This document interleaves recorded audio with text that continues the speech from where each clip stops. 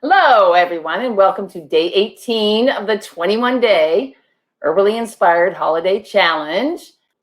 We have looked at some things for gifting. We've looked at some things for sort of winter care. We've looked at different ways that you can make all different kinds of concoctions and plants.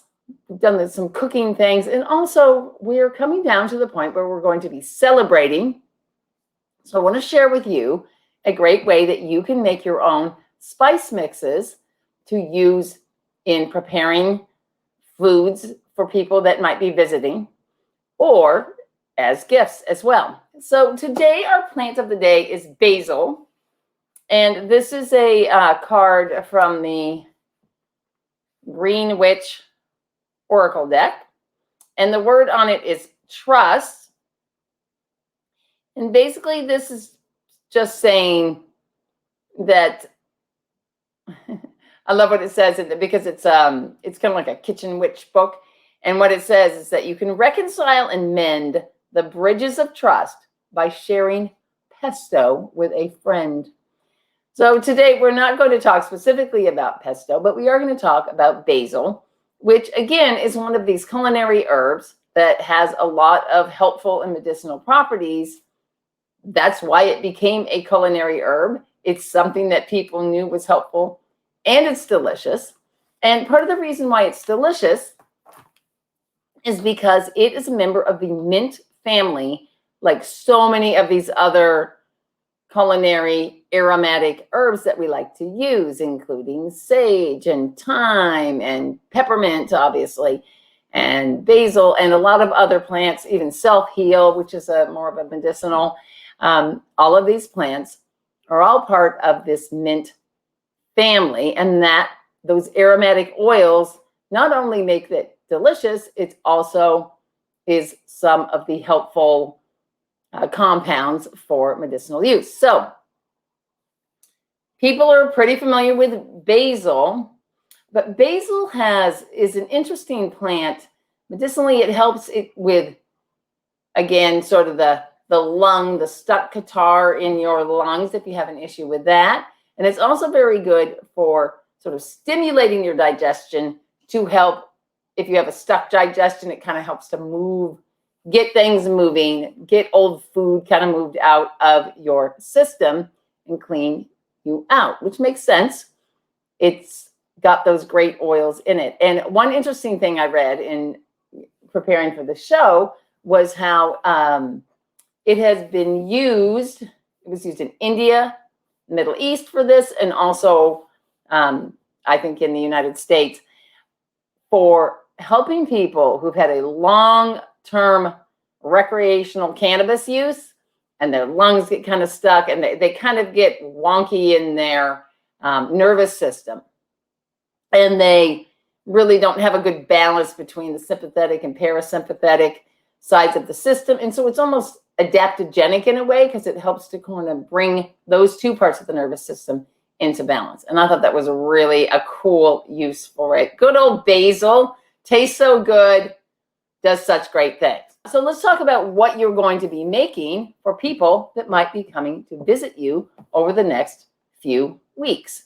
Whether you're celebrating Christmas or not, there's always all kinds of gathering that happens, including New Year's. So there's often a reason why someone might be coming to visit and that you might want to make a little fancy dish for them to share with them when they come over. And so I've got some fresh basil here that I just got in the grocery store, and I grow my own basil every year. Sometimes I have a good crop and sometimes I do not. And I will usually make some pesto from that and put it in the freezer.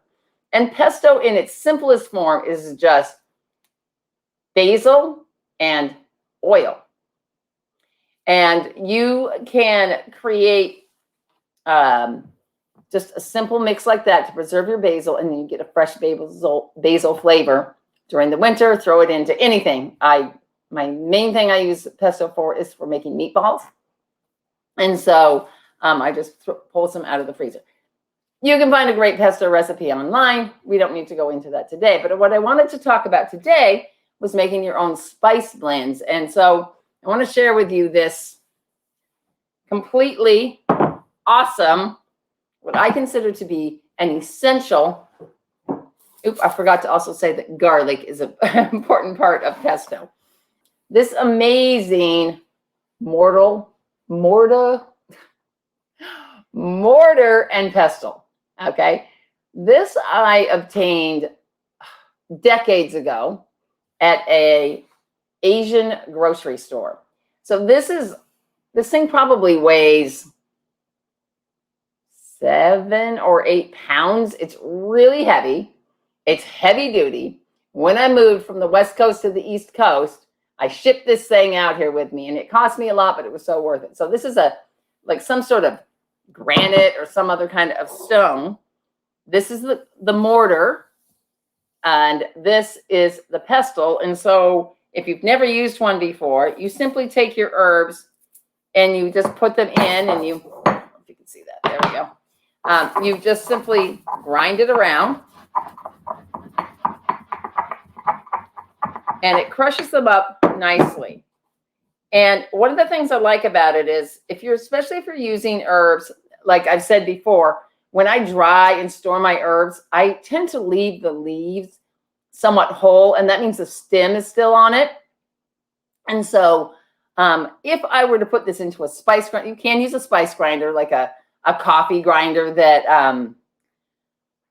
is dedicated for herbs and spices. But what I like about using the mortar and pestle is that I can break it up, and then I can come in here.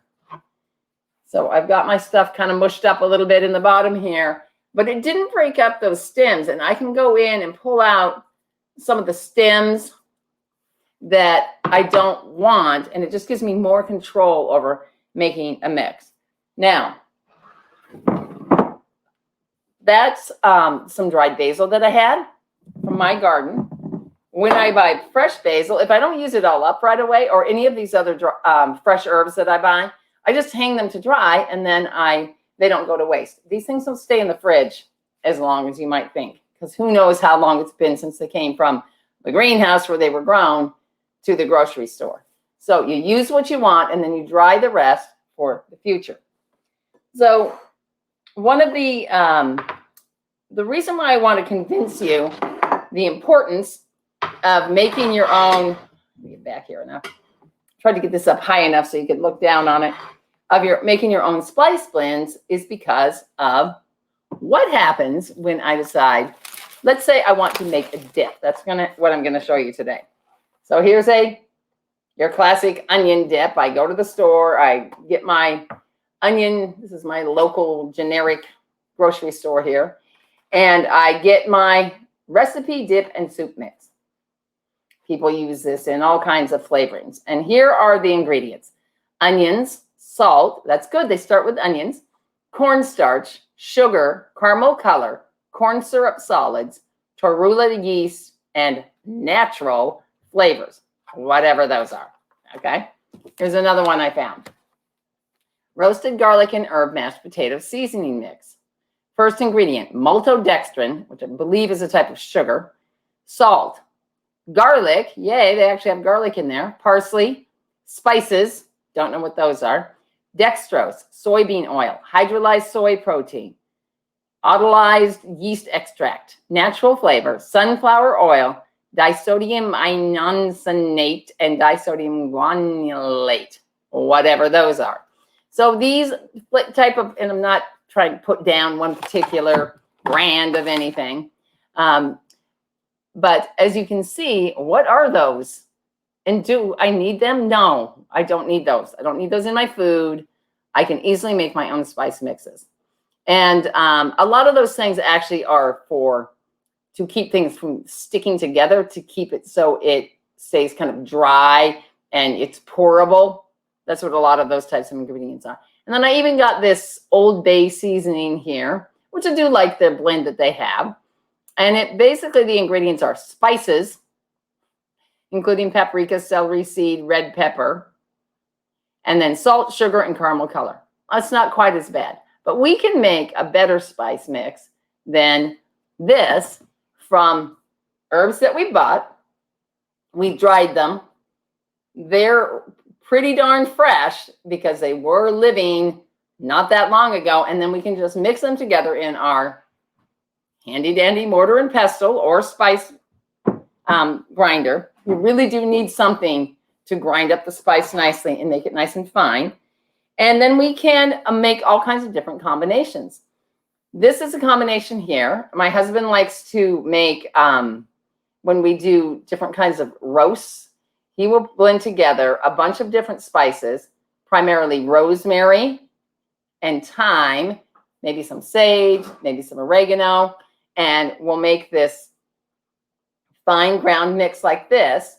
And then the secret to making a good spice mix is then you add in also your salt and some pepper if you want. You know, you could put in red pepper if that's what you like. And you add that in as part of the mix. And then you can use this to like rub over the top of anything that you're cooking. If you're a vegetarian, let's say you're going to roast up a squash, sprinkle this over the top of that spice mix.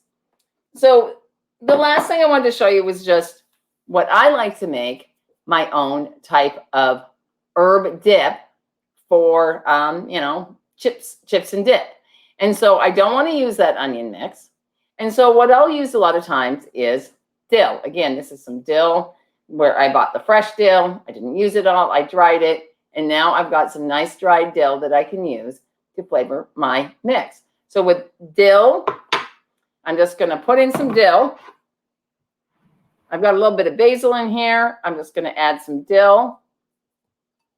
And if I wanted to make it an onion dip, if I was going to use it right away, I could use a fresh onion, just pulverize a little bit, maybe even just a scallion. It's not as strong. Or you can get a minced onion, a dried minced onion to use. I check, this does not have anything else added to it. It's just dried onion. Make sure you check your ingredients when you go to the store. You can add some celery seed. That's another great thing to put into a dip. You can add any of the other herbs that I mentioned, the rosemary, thyme. I put thyme in just about everything. And then this is just a basic kosher salt. And it's got these larger crystals. If anybody's ever seen this, there's a wonderful series. It's called like Acid, Heat, Salt, and something. And it's on Netflix. And it's this wonderful series that this woman did. She's sort of like a food writer, and I think she's Iranian is her background. And she goes around and she talks about the tradition of those 4 elements in your cooking. And one of them is about salt. And she talks a lot about choosing a salt. She likes using a kosher salt just because of the larger particles. You can also use a Himalayan salt. And there's a lot, well, I can't get into the whole thing about salt, but iodized, non-iodized, you have to check that out for yourself if that's something that you want to use. So I'm simply going to add my salt, my dill. I'm going to add some onions. And I'm just going to grind them all up here in my, oh, I can smell the onion. It smells good. Make a nice fine mix. And I've got this great mix here for a gift. I could just put it into a little teeny a Ziploc bag and give that away with a little recipe card for it. If I'm going to make a dip or something for people coming over, then I can just add this directly to a sour cream or a yogurt or whatever I'm going to use for the base for my mix. So it's super easy to make these homemade mixes. You don't end up with a whole bunch of like weird chemical things that you just don't need. There's so many things in our environment that we are exposed to that we can't control. I firmly believe that what we eat and what we put into our bodies is critical, and we have control over that, and we should pay attention to what you're actually consuming. That's another whole That's another whole challenge. So anyway, that's what I wanted to share with you today. I just wanted to show you how easy it is to make your own dip mixes, and people will love it. My suggestion is that you just make sure that if you're going to make something, that you do it ahead of time so that the flavors have plenty of time to blend. Oh, I forgot my pepper. So again, you try it out, you add the things that you like, and you can create your own unique dip mixes. So thank you everybody for joining me today. I'm going to make some dip now, I think. Yum, especially after smelling how that smelled grinding up. So everyone have a wonderful evening. I will see you again tomorrow. Thank you very much, everyone, for joining me. Have a great day. Bye-bye.